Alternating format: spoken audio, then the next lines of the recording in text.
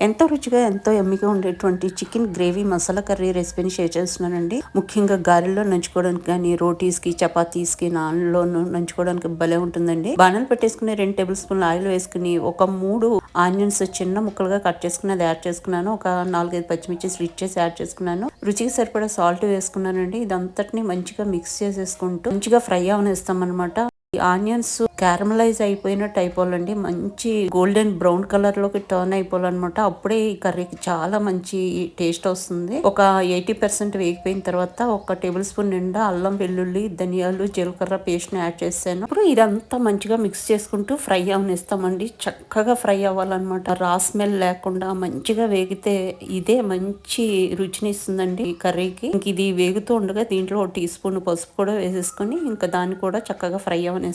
2 minutes పాటు fry అవనిస్తామండి. చక్కగా వేగిపోయిన తర్వాత మనం ఇంకా